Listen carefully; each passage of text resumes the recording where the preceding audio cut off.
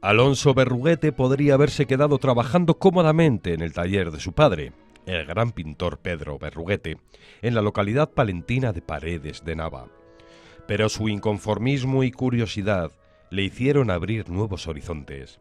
Alonso Berruguete siempre se ha considerado, ya desde principios de siglo, lo que se había venido denominando las águilas del Renacimiento español, junto con Machuca, Bartolomé Ordóñez y Diego de Siloé.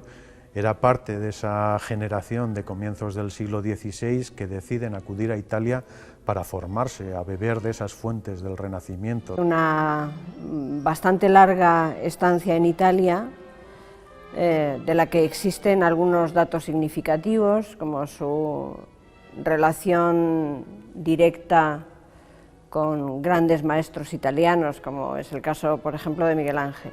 Esas influencias marcaron un antes y un después en el artista. De hecho, Alonso Berruguete fue a Italia como pintor y volvió martillo y cincel en mano como escultor. En su retorno a España trajo aire fresco para la plástica del siglo XVI.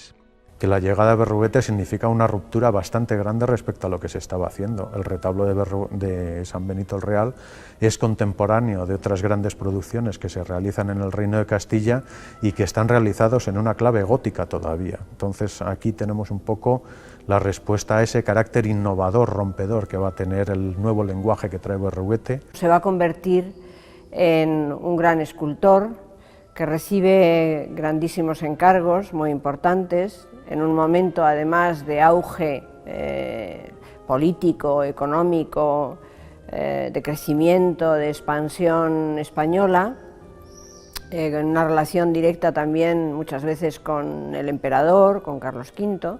Su fama partió de introducir el Renacimiento en España y de aportar a su obra un sello personal, algo que trabajó desde su propio taller en Valladolid.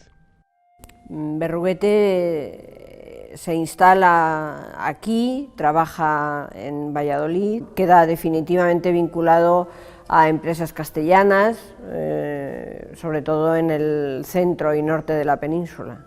Cejas inclinadas, bocas entreabiertas o barbas afiladas, como vemos en este Ecce Homo, muestran algunas de las señas de identidad de Berruguete. También lo son la expresión del dolor físico, con figuras que se retuercen entre aspavientos y los rostros gesticulantes. El temperamento y el nerviosismo y la exaltación de sus figuras, diríamos que va más allá de los cánones o de los arquetipos italianos, ¿no? Es lo que hace de Berruguete todavía hoy una figura muy moderna, ¿no? a nuestros ojos. La culminación de su reconocimiento la alcanzó con esta majestuosa composición. Es el retablo del monasterio de San Benito en Valladolid. En él, su escultura y su pintura se abrazan dentro de un gran aparato arquitectónico.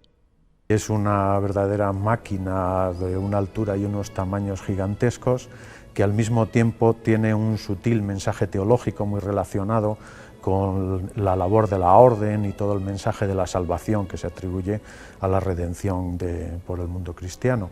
Muy consciente de su valor artístico y de la gran personalidad que fue, Berruguete buscó el alzarse como noble.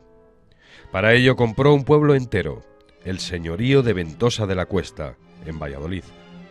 Le costó entonces 1.920.000 maravedíes y con eso ya se adjudicó el señorío para seguir lo que él quería conseguir, de estar en la nobleza.